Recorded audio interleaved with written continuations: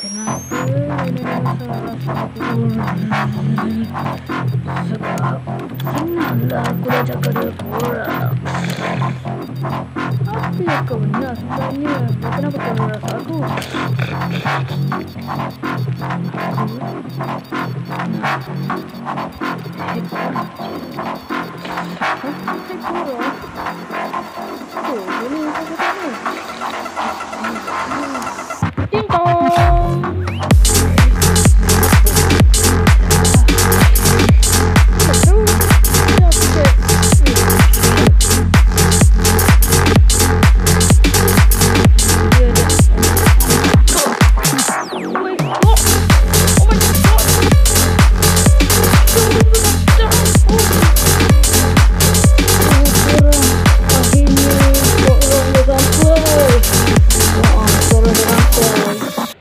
Lama ke kau tunggu? Aku dah lama dah tunggu. Jom masuk. Masuk. Masuk. Ya. Jangan risau. Kau aku kasi baik-baik. Kawan baik. Aku nak kawan kau. Weh, korang. Kau kawan aku dah sampai. Macam mana?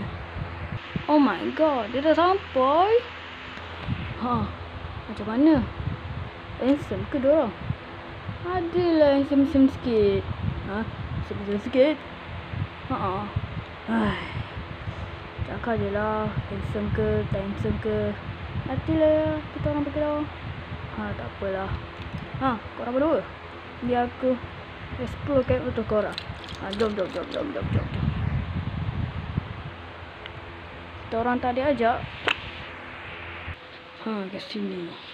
Kat sini adalah bilik air. Inilah kalau yang buat video ni nak mandi, pergi ke sini. Oh, macam tu ya. Okey. Sini. Ke sini adalah tempat untuk ganti baju. Kalau dah habis mandi, dia tukar baju. Oh, okey. Ni adalah koleksi patung dia. Oh. Bosan. Dari kerja nak buat. Selepas explore rumah yang buat video ni. Wah, besarnya rumah kau. Memang. Weh, dah ke explore. Mestilah dah. Oh, okey. Dah malam dah ni. Jom tidur. Kita orang memang nak tidur pun. Dah ngantuk. Kita tidur ke sini lah.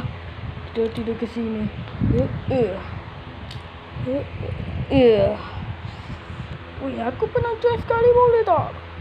Tak boleh. Masa saya boleh. Terima kasih.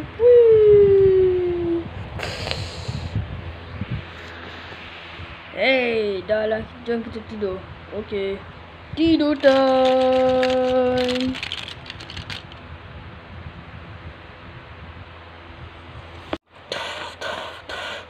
Buka pintu. Boleh jadi ni. Keluarlah senjata. Aku tak punya senjata. Tunggulah korang. Anak buah aku akan balas dendam. Aku akan membunuh korang semua.